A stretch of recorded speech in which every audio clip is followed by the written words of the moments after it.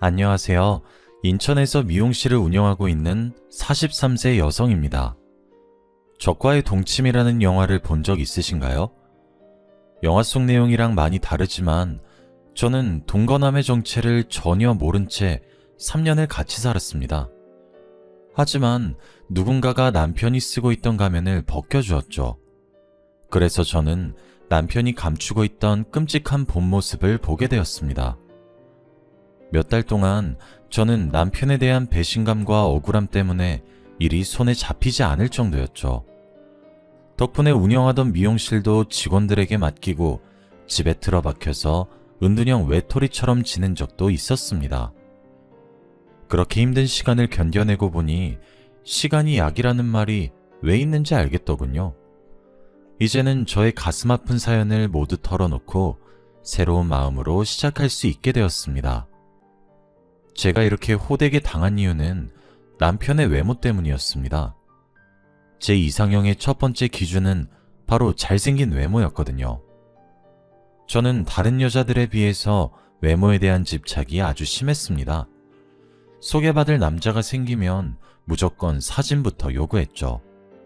그리고 제가 잘생긴 남자를 원하는 만큼 저도 제 외모를 바꾸는데 많이 신경을 썼습니다. 어려서부터 치장하는 걸 좋아해서 고등학교 다닐 때 장래희망을 헤어 디자이너로 정했었죠. 대학에서 헤어 디자인을 전공한 저는 졸업 후에 정식 미용사가 되어서 대형 헤어샵에서 사회생활을 시작하게 되었습니다. 제가 다닌 샵은 유명 연예인이나 배우들도 많이 찾아오는 제법 이름이 알려진 헤어샵이었습니다. 그만큼 들어가기 힘든 곳이었는데 먼저 일하고 있던 대학 선배 언니가 원장님에게 말해서 취직하게 되었는데요. 첫 직장이고 절 추천해준 선배 언니가 있으니 누구보다 열심히 일을 했습니다. 그 당시에는 막내였기 때문에 가장 먼저 출근해서 청소를 하고 장비들을 세팅해서 손님을 맞을 준비를 해놨습니다. 나중에는 원장님도 열심히 하는 저를 인정해 주시더라고요. 시간이 지날수록 어려운 기술들을 제게 전수해 주셨어요. 1년이 지났을 때쯤에는 남자 모델의 전속 디자이너로 배정받기도 하였습니다. 제법 잘 나가는 모델이어서 만나기도 전에 설렜었죠. 실제로 보니 생각보다 키도 컸고 얼굴도 잘생겨서 깜짝 놀랐습니다. 하지만 티내지 않으려고 노력했죠. 헤어스타일을 만지려고 그 어떤 스태프보다 가까이 가다 보니 제 치장에 더 신경을 쓰게 되었습니다. 처음으로 그 남자 모델을 수연 씨라고 부르며 남몰래 가슴 떨려 했던 것도 기억납니다. 나이가 어려서일까요? 제가 수연 씨를 좋아한다는 사실을 다른 남자 모델이 알게 되었습니다. 그 동료 모델이 제가 수연 씨를 좋아하는 것 같다고 말했나 보죠. 어느 날 수연 씨가 제게 부담 없이 친구처럼 지내보자는 말을 건넸습니다. 저는 당연히 고백받았다고 생각했죠. 요즘 흔히들 말하는 썸이라고 생각하고 시간이 날 때마다 밥을 먹고 차를 마셨습니다. 수연 씨가 출연하는 패션쇼도 가게 되었는데요. 제 예상대로 수연 씨도 자기 동료들에게 저를 여자친구라고 소개하더라고요. 그런데 미용실에서 같이 일하는 언니들이 수연 씨 이야기를 하며 걱정하였습니다. 너 이수연 만나고 있다는 소문이 돌던데 사실이야? 이수연 그 사람 바람피다 걸려서 난리 난 거 모르고 있었어? 네? 그게 무슨 말씀이세요? 수연 씨가 바람이라뇨. 제가 화들짝 놀라 어디서 들은 소문이냐고 따지니까 수연 씨가 만나고 있는 여자들이 여러 명 있다고 하더군요. 옛날부터 인기가 많은 모델이라서 주위에 여자가 많아서 트러블이 많았다고 해요. 하지만 저는 그 소문을 믿지 않았죠. 잘생긴 외모 때문에 사람들이 오해를 하는 거라고 생각했어요. 그만큼 수연 씨가 저한테 잘해주고 주변 사람들한테 여자친구라고 소개해줘서 믿었거든요. 그래서 제가 언니들 앞에서 수연 씨를 감쌌어요. 언니가 직접 본 것도 아닌데 그런 말 하지 마. 수연 씨가 나 몰래 그런 적도 없고 나한테 애매하게 군 적도 없어. 걱정돼서 하는 말이라는 거 알지만 다른 사람한테 그렇게 말 안 했으면 좋겠어. 그런 소문을 한두 번 들은 게 아니니까 그렇지. 그래, 내가 괜히 참견했다. 내가 한 말 신경 쓰지 마. 나도 갑자기 이런 말 해서 미안해. 저는 언니가 사과해서 넘어가 주었죠. 그 당시에는 수연 씨에 대해 나쁜 소문을 퍼뜨리는 사람들이 괘씸하다고 생각했습니다. 지금 생각해보니까 주위 사람들이 저희들의 연애를 불안한 눈빛으로 지켜봤던 거군요. 저는 그것도 모르고 6개월 뒤에 수연 씨랑 동거를 시작했습니다. 그때부터 사이가 가까워져서 반말도 하고 수연 오빠라고 호칭을 바꿔 부르게 되었죠. 그런데 아예 같이 살다 보니까 이상한 점이 보였습니다. 갑자기 오는 전화를 몰래 나가서 받는다거나 저 몰래 새벽에 나가는 일이 빈번해졌거든요. 결국 제가 핸드폰 비밀번호를 알아내서 오빠가 여자들이랑 몰래 연락하고 있다는 사실을 발견했습니다. 그런데 차마 헤어지겠다고는 못하겠더군요. 하지만 오빠를 정신 차리게 하려고 강수를 뒀습니다. 오빠, 이렇게 바람 필 거면 헤어지자. 뭐하러 나랑 사귀는데? 뭐? 헤어지자고? 지금 진심으로 말하는 거야? 그래, 헤어져. 그 여자들한테 가서 만나달라고 해. 오빠 나 억지로 만나는 거잖아. 아니야, 희영아. 내가 잘못했어. 사실 네가 오해한 거야. 난 그런 짓 하려고 만난 게 아니라. 저는 오빠가 잡아주길 바랬습니다. 그런데 저를 붙잡으려고 구구절절 변명을 늘어놓고 매달리는 오빠를 보니 마음이 놓이더군요. 오빠가 아직 저를 좋아한다는 사실을 알아내고 지금 만나고 있는 여자들을 모두 정리하겠다는 다짐을 받아냈습니다. 하지만 오빠는 약속을 지키지 않았죠. 전 그것도 모르고 오빠랑 결혼을 했는데 결혼 후에도 바람을 피우고 있었습니다. 뒤늦게 모든 걸 알게 되었지만 한동안 모른 척하고 지냈습니다. 오빠와 이혼하게 되는 상상을 하니 무척이나 괴로웠거든요. 이제는 연애할 때처럼 헤어지자는 강수를 둘 수도 없었습니다. 앞으로 어떻게 해야 할까 골머리를 앓고 있을 때 또 일이 터지고 말았습니다. 미용실에서 퇴근하고 집에 들어오니까 오빠가 웬 여자랑 안방 침대에 누워있더군요. 제가 잘 알고 있는 여자였습니다. 여러분도 다 아시는 유명한 여자 모델이었거든요. 저는 그 여자 모델을 본 순간 이젠 끝을 봐야 되겠다는 생각이 들었습니다. 당신 지금 뭐 하는 거야?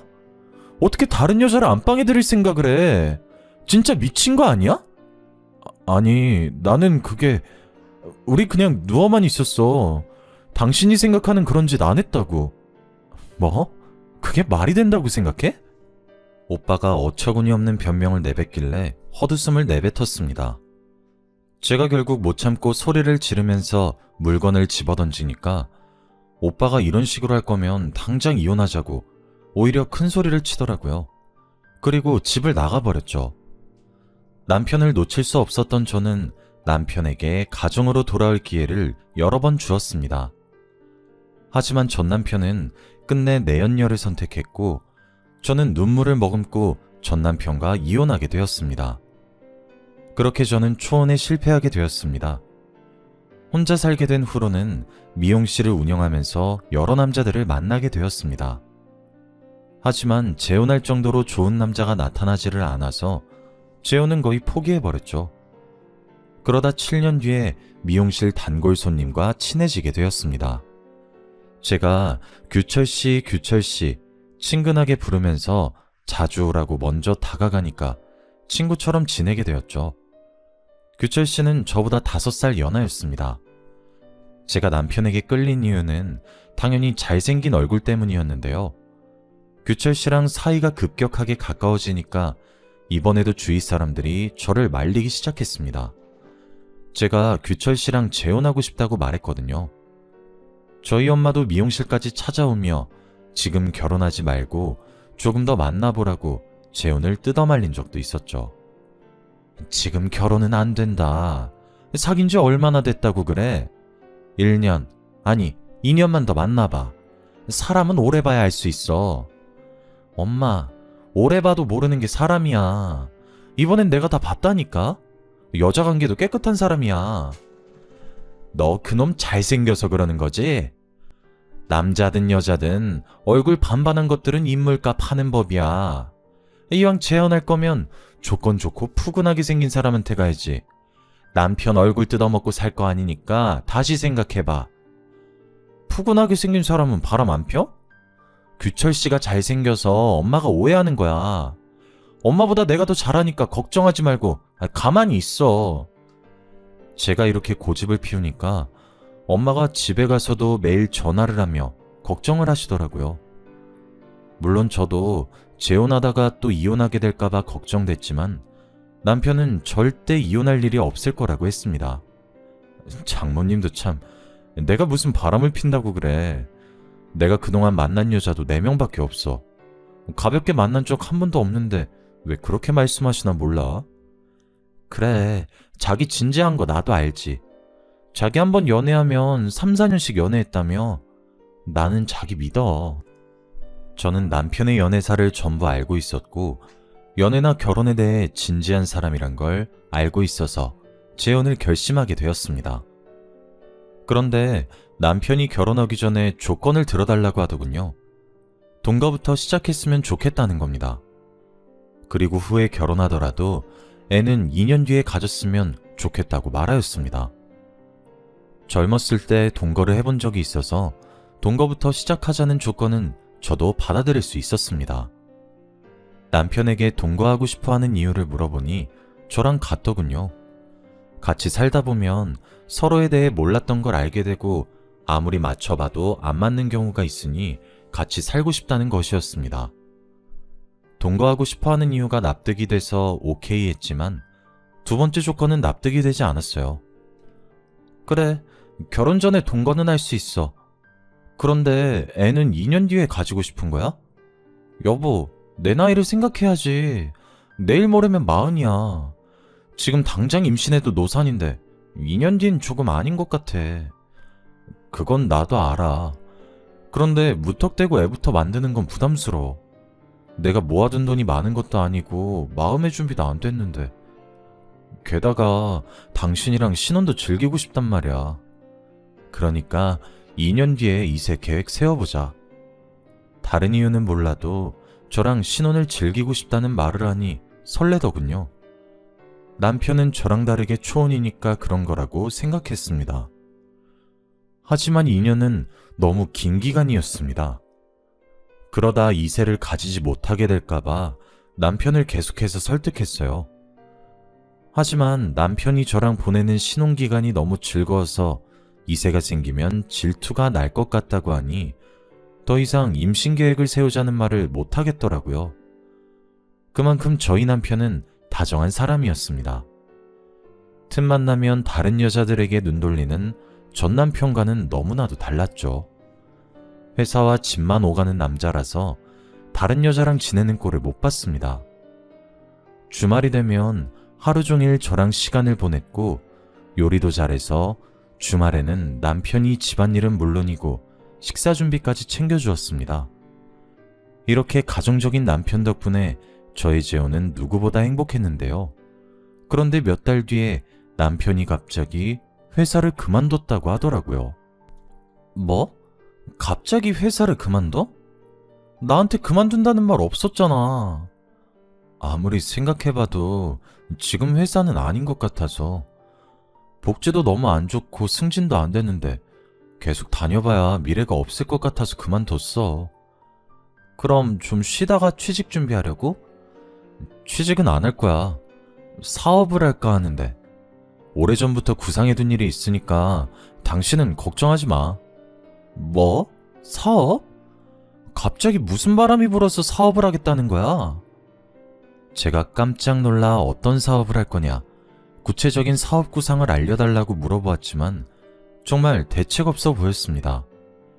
그냥 하나씩 알아보고 있다며 영업을 위한 새 차를 사달라고 졸라댔습니다. 당연히 제가 안 된다고 하니까 아이처럼 떼를 쓰더군요. 당신도 사람들 많이 만나봐서 알고 있잖아. 요즘은 겉모습이 중요하다니까?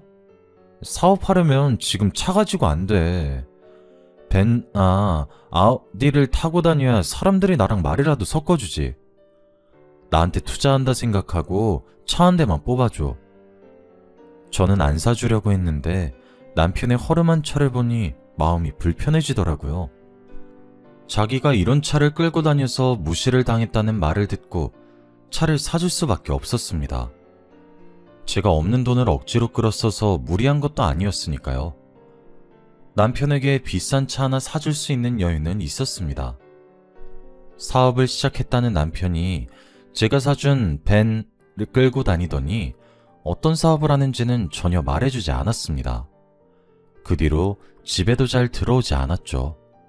그래서 남편이 돌아올 때까지 기다리고 있다가 현관문 앞에서부터 남편을 졸졸 따라다니며 물었습니다. 여보, 왜 이제 들어와? 사업은 어떻게 돼가고 있는 거야? 그리고 어떤 사업하고 있는지 말 안 해줄 거야? 아, 피곤하게 왜 이래. 일하다가 들어온 사람한테 너무한 거 아니야? 사업은 내가 알아서 할 테니까 신경 쓰지 마. 어떻게 신경을 안 써? 당신이 맨날 늦게 들어오는데. 제가 정색을 하면서 화를 내니까 그제서야 남편이 저를 달래더군요. 사업은 잘 되고 있으니 걱정하지 말라고 했지만 물러설 수 없었습니다. 끝까지 포기하지 않고 화를 내니 남편도 목소리가 커지기 시작했습니다. 아, 진짜. 나한테 도대체 왜 이러는데? 내가 몇 번이나 말했잖아. 내 일은 내가 알아서 한다고. 내가 당신한테 미용실 손님 몇 명이나 왔는지, 오늘은 얼마나 벌었는지 물은 적 있어? 근데 왜 나한테 묻는 건데? 내가 그렇게 못 믿어? 남편이 이렇게 물으니까 순간 미안해지더군요. 그래서 제가 그 뒤로 아무 말도 안 하니까 남편이 집에 들어오는 날이 줄어들었습니다. 거의 주말 부부 같은 생활을 하게 되었죠. 남편이 그러니까 날이 갈수록 초조해지더라고요. 재혼한 지 1년이 넘어가는데 남편이 관계를 가질 때마다 항상 피임을 했습니다. 제가 애를 가지자고 보챌 때마다 남편은 자기가 하는 사업이 자리를 잡을 때까지 조금만 더 기다려달라는 말만 하였습니다. 지금 같았으면 남편을 쫓아다니면서 바람피나 감시라도 했을 텐데 건물주가 월세 보증금을 올려달라는 요구를 하는 바람에 정신이 하나도 없었습니다. 저와 건물주 할머니는 예전부터 사이가 좋지 않았습니다.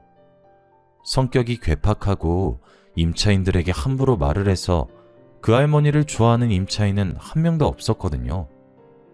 들리는 말에 의하면 할머니가 자식들하고 의절까지 했을 정도로 지독하게 돈을 밝힌다고 하더라고요.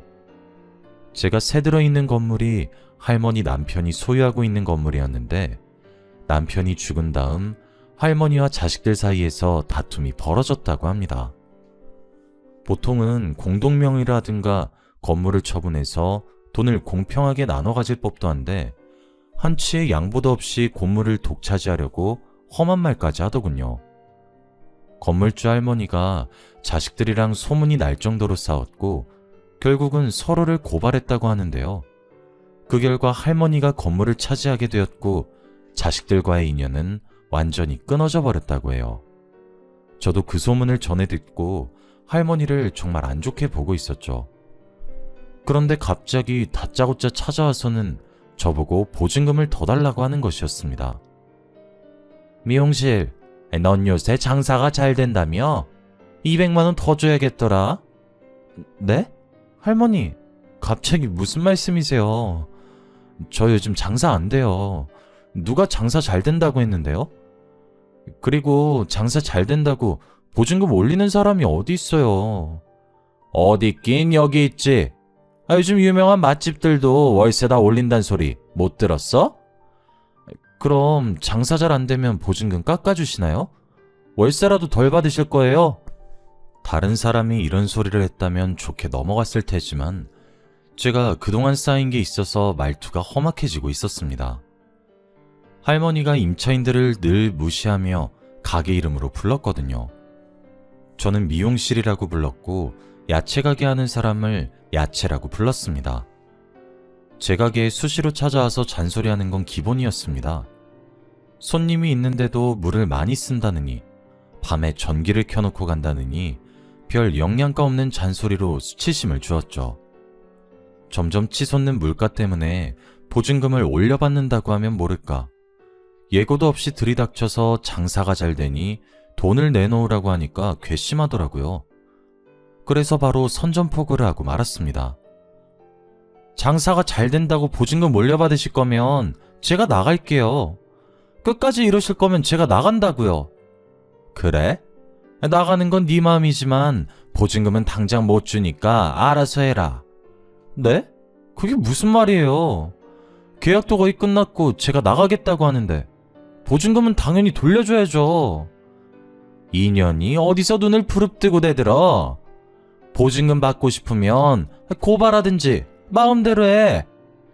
제가 갑자기 나가겠다고 하니까 화가 났는지 배짱을 부리시더라고요.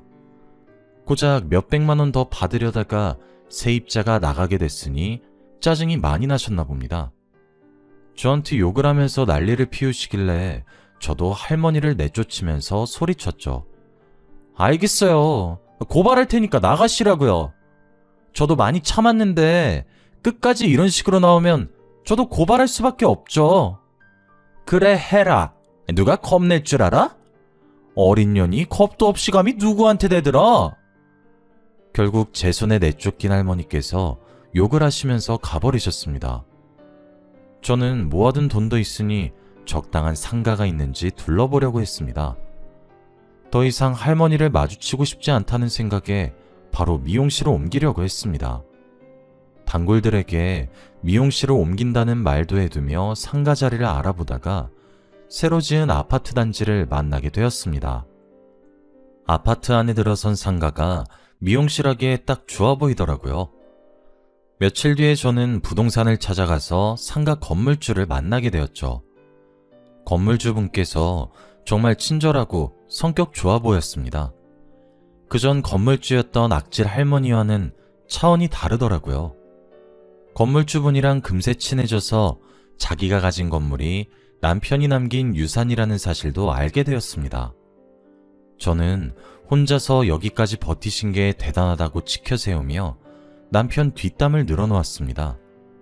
남편이 사업한다며 집에 들어오지도 않아서 없는 거나 다름없다고 말하다가 미용실 앞에 붙여둘 현수막 업체도 추천하게 되었죠. 이 동네 사람들이 현수막을 보고 옮긴 미용실로 와주길 바랬는데 저렴하면서 친절한 업체를 만나게 되어서 다행이었습니다. 그래서 제가 그 업체까지 만나고 오니 웬일로 집에 남편이 있더군요. 제가 새로 지은 신축 상가에 미용실을 오픈할 계획이라고 하니 남편이 화를 버럭 내었습니다. 뭐? 신축 상가? 당신은 왜 나한테 말도 없이 미용실 옮긴 거야? 당신은 말한 적 있어? 내가 무슨 사업하고 있냐고 물어봐도 말 안 해줬잖아. 아니, 이건 다른 차원의 문제야. 이렇게 중요한 문제를 남편한테 말도 안 하고 결정하는 게 어디 있어? 저는 남편을 이해할 수 없었습니다. 자기가 하는 사업은 말도 안 해주면서 미용실을 새로 오픈했다고 화를 내다뇨. 게다가 남편이 지금 당장 건물주를 만나보자고 하였습니다. 당연히 그날 밤 남편과 싸우게 되었는데요. 도저히 언쟁이 끝나지를 않아서 다음날 남편이랑 같이 상가를 둘러보기로 했습니다. 그런데 건물주를 만난 남편이 미용실을 자기 명의로 하자고 제안했습니다.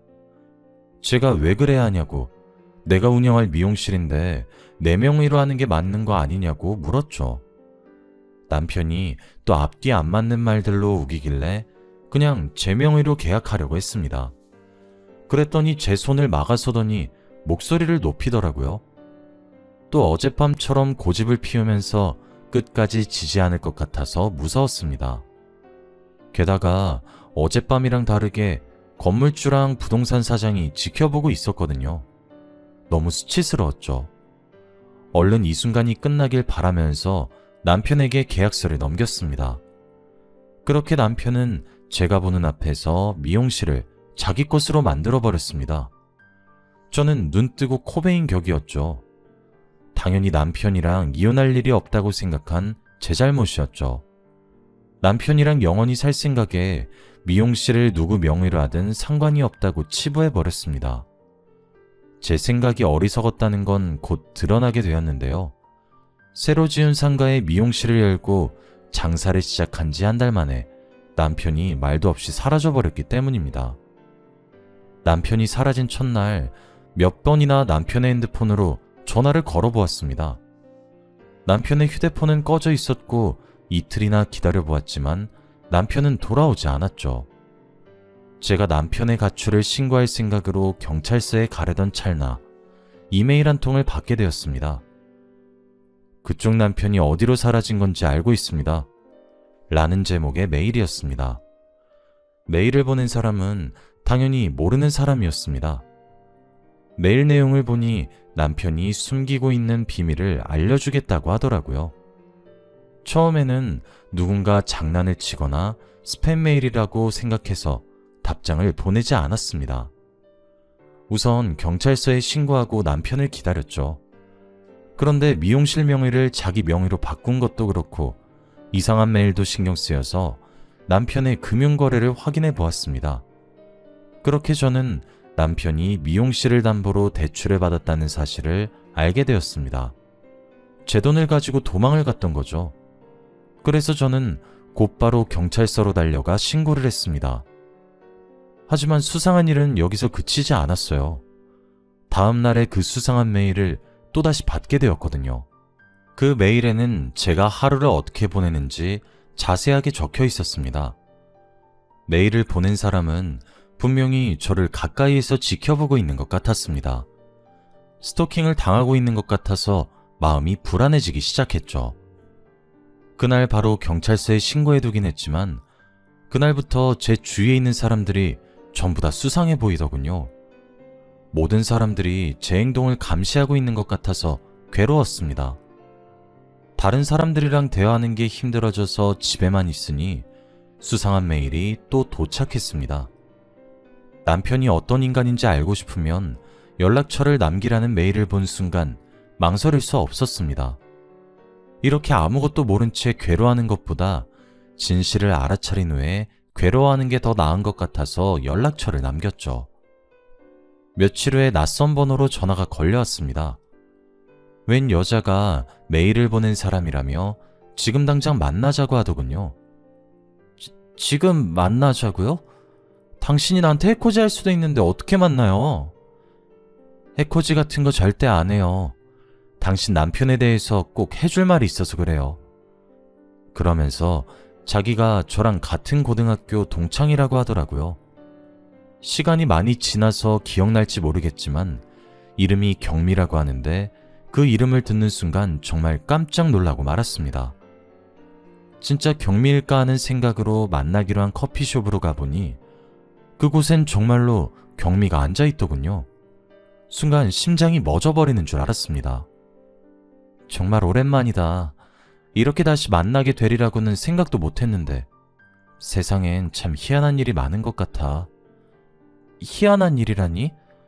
너 설마 내 남편이랑 만났던 사이는 아니지? 왜? 그래 보여? 경미의 표정을 보니 제가 전곡을 찌른 모양이었습니다. 경미가 남편이 그동안 숨기고 있었던 충격적인 과거를 이야기해 주었습니다. 그리고 저 몰래 꾸미고 있었던 음모를 말해 주었죠. 그걸 들은 저는 머릿속이 새하얘져서 아무 말도 할 수 없었습니다. 경미와 저는 친하게 지내다 고등학교를 졸업한 뒤로 연락이 끊어졌습니다. 제가 미용실을 시작하고 경미가 직장 생활을 시작하면서 사이가 멀어지게 된 것인데요.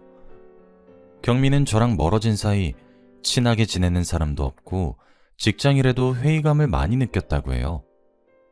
매일 정해진 시간에 출근해서 똑같이 반복되는 일상을 되풀이하다 보니 모든 일에 무기력해졌다고 합니다. 회사에 휴가를 내고 기분 전환을 하려고 혼자 여행을 갔지만 나아지지 않았다고 하죠. 그래서 심리상담을 받았는데 번아웃이라는 진단을 받게 되었다고 하네요. 이대로 그냥 두면 공황장애로까지 이어질 수 있다는 말을 듣고 경미가 직장을 그만두게 되었다고 합니다. 몇 달 동안 집에서 혼자 지내다가 카페를 차렸다고 해요. 하지만 외롭고 쓸쓸한 마음은 여전해서 계속해서 치료를 받고 있었다고 하는데요. 그러다가 저희 남편을 만나게 되었다고 합니다. 나는 그놈이 결혼한 줄도 몰랐어. 나중에 알고 보니까 혼자서 가게하고 있는 여자들한테만 접근하고 있었더라고. 너한테도 똑같은 수법으로 접근했던 거야. 남편은 몇 달 동안 하루도 빠짐없이 카페에 출근 도장을 찍었다고 합니다. 경미가 마음의 문을 연 것 같으니까 나중에는 약혼 프로포즈까지 했다고 하더군요. 남편이 경미를 꼬신 레퍼토리를 들어보니 제가 당한 것과 똑같아 보였습니다. 뭐? 그 자식이 동거 먼저 하고 애는 나중에 가지자고 했다고? 그래, 너랑 나한테만 이런 게 아닌 것 같아. 다른 여자들이 더 있을 수 있어. 경미한테도 동거하자고 접근해놓고 막상 같이 살게 되니 1년 만에 본색을 드러냈다고 합니다. 사업을 핑계로 돈을 요구한 것이죠. 여보, 내가 이번에 사업을 해보려고 하는데 착수금 좀 빌려줄 수 있어? 갑자기 사업? 무슨 사업 할 건데? 그건 지금 당장 말하기 좀 그래. 내가 자리 잡으면 말해줄게. 아니, 무슨 사업을 할 건지 말해줘야 내가 돈을 빌려주던가 하지. 아니야, 내가 다른 애한테 빌려볼게. 그냥 말해달라니까. 됐다. 얼마나 필요한데? 나중에 말해주긴 할 거지? 당연하지. 내가 성공하면 배로 돌려줄게. 1억이면 될 것 같은데 당신 카페를 담보로 대출을 좀 받으면 어떨까? 남편이 사업 이야기를 그때 한 번만 꺼낸 것이 아니라 빌려줄 수밖에 없었다고 합니다. 어느 날 남편이 술에 취해서 내가 사업 좀 해봐겠다는데 야박하게 거절만 하냐고 눈물을 터뜨리는 바람에 돈을 줄 수밖에 없었다고 하더라고요. 경미는 그날 밤 남편이 서럽게 울며 우리 와이프 호강시켜주고 싶다고 우는데 마음이 안 좋았다고 해요. 정신과 약도 먹고 있고 몸도 안 좋은데 일까지 하게 해서 미안하다고 매달리는 모습이 계속 생각나서 경미가 대출까지 받아서 돈을 빌려주었다고 하는데요. 결국 남편은 경미가 주는 돈을 받고 감쪽같이 사라져버렸다고 해요. 저는 그 이야기를 듣고 어이가 없어서 헛웃음만 나왔습니다. 처음부터 그놈이 노렸던 건 제 돈이었더라고요. 그래서 미용실을 옮긴다고 하니까 평소랑 다른 반응을 보였던 거죠. 그놈의 머릿속에는 미용실을 자기 것으로 만들어서 돈을 땡긴 다음 도망갈 생각이었던 겁니다. 만약에 미용실을 옮기지 않았더라면 그놈은 다른 핑계를 대서 돈을 뜯어내고 도망을 갔을 겁니다. 남편이 도망간 다음에 경미는 행방을 수소문하다가 포기해버렸다고 하는데요. 경찰에 신고해보았지만 남자라는 이유로 행방불명 신고도 받아주지 않았다고 합니다. 단순 가출이나 바람을 피러 나간 거 아니냐고 따지길래 기분이 나빠 그냥 집으로 와버렸다고 하죠. 그런데 카페 단골 손님 중 한 명이 남편을 인천에서 봤다고 했습니다.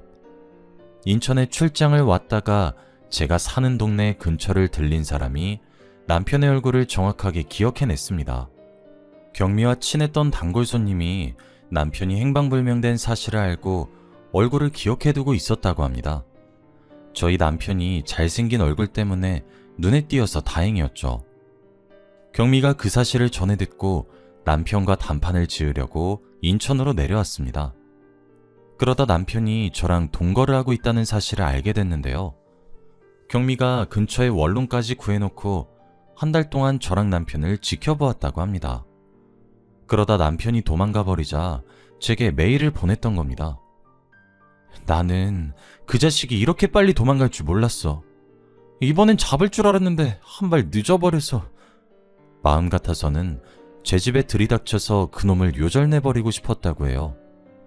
그런데 다짜고짜 집에 들이닥치면 불륜을 저지른 죄밖에 잡지 못하니 남편이 제게 무슨 사기를 치는지 확실한 증거를 잡으려고 했다고 합니다.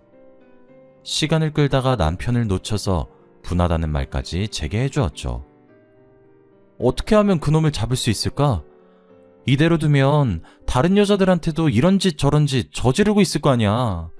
경찰에 신고했다며. 경찰에서 연락 온 거 없었어? 여러 번 찾아가 봤는데 남편 찾고 있으니까 기다리라는 말만 하더라고. 경찰만 믿고 있으면 안 돼. 우리가 직접 나서자. 그놈이 또 이 근처 여자들한테 접근하고 있을 거야. 경미는 경찰들이 사람이 사라졌어도 남자라고 찾지도 않는 마당에 이런 사건도 신경 쓰지 않을 거라고 했어요. 워낙 강력범죄가 많은 상황이라 마누라 돈을 가지고 잠적해버린 일은 사건 축에도 끼지 못할 거라고 하네요. 믿었던 남편에게 보기 좋게 뒤통수를 맞고 배신을 당했다는 사실에 그놈을 찾아내서 요절을 내줘야겠다고 생각했습니다. 경미도 저와 같은 생각인지 머리를 맞대고 의논하자고 했죠. 그러다 사람을 찾아주는 전문가에게 의뢰하기로 결정했습니다. 비용은 경미와 제가 반반씩 부담하기로 했는데요. 역시 이런 일은 경찰보다 흥신소 직원들이 전문가였습니다. 일주일 만에 남편이 어디에서 뭐라고 사는지 주소와 사진들을 보내주더군요. 남편이 경기도에서 다른 내연녀와 애까지 낳아서 잘 살고 있다는 사실에 분노가 치솟았습니다. 남편이 사업을 하고 있다는 말들은 전부 거짓말이었습니다. 저와 동거를 하면서 출장을 핑계로 내연녀와 지냈던 거죠. 내연녀와 장을 보러 가는지 애를 안은 채 활짝 웃고 있는 모습을 보니 심장이 쿵쾅쿵쾅 뛰기 시작했습니다. 그런데 남편의 내연녀 얼굴이 왠지 모르게 익숙해 보이더군요. 분명히 어디선가 봤는데 어디서 봤는지 기억이 나지 않았습니다. 경미는 분에 이기지 못하고 소리를 지르면서 이것들을 가만두지 않겠다고 길길이 날뛰고 있었죠. 저는 남편 예언녀가 누군지 생각이 날 것 같아서 사진만 뚫어져라 쳐다보고 있었습니다. 그랬더니 경미가 제 팔을 잡고 일으켜 세우더군요. 우리한테서 뜯어낸 돈으로 애 키우고 있었던 거야? 이런 미친 자식. 혜영아, 당장 이것들 깜빵에 넣어주자. 뭐해? 지금 당장 일어나서 잡으러 가야지. 그때 갑자기 그녀가 누군지 떠올라 고개를 번쩍 들어 올렸습니다. 이 사람 그 사람 아니야? 김땡땡, 너도 알잖아.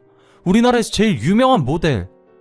내연녀의 정체는 바로 우리나라에서 유명한 모델인 김땡땡이었습니다. 제가 잡지 촬영차 출장을 갔을 때 만난 적 있는 모델이기도 했죠. 경미는 제 말을 듣자 깜짝 놀라서 흥신소에서 알려준 주소로 가보자고 했습니다. 가는 길에 경찰에 신고해놓고 저희 둘이서 경기도 땡땡에 있는 빌라 앞에서 대기하고 있었는데요. 그 여자랑 남편이 한참 뒤에 애를 안고 나타나더군요.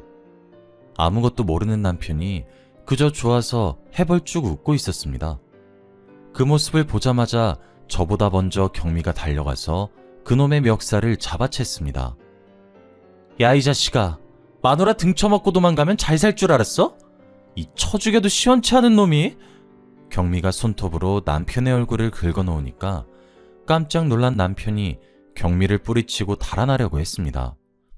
하지만 제가 달려가서 그놈을 잡아놓았죠. 저희들이 실랑이를 벌이는 사이에 경찰이 출동했습니다. 경찰이 남편을 체포하는 사이에 저는 남편 내연녀에게 다가가 물었죠. 너 진짜 양심 없다. 세상 사람들이 네가 다 누군지 알고 있어. 그런데 감히 바람을 펴? 저는 내연녀가 죄송하다고 무릎이라도 꿇을 줄 알았습니다.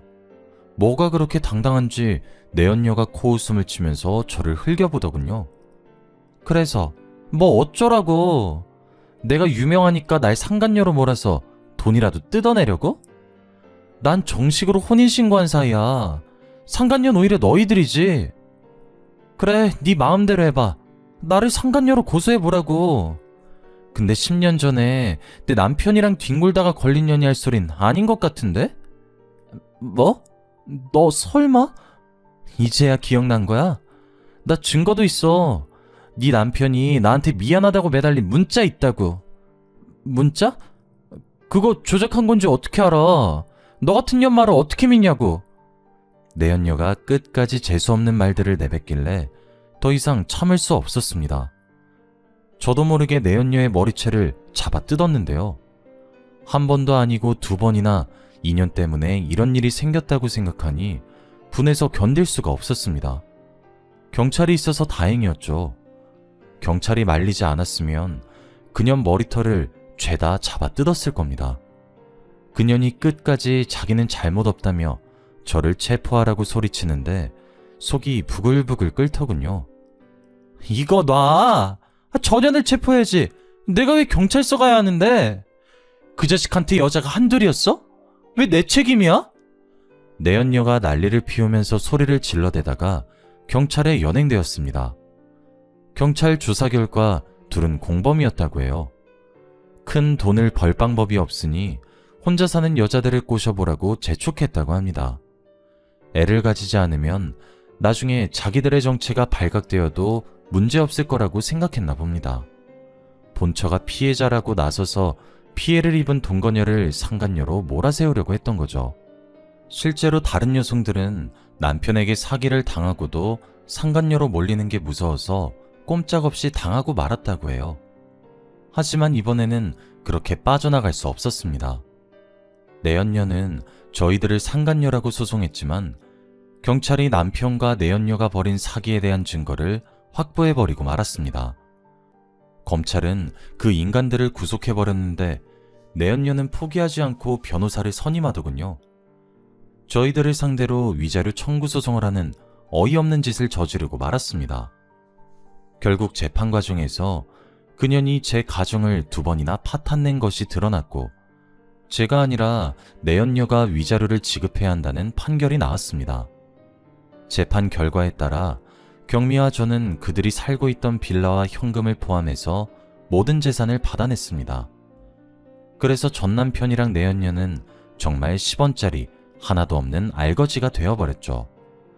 어차피 그 인간들은 돈 같은 건 필요도 없을 겁니다.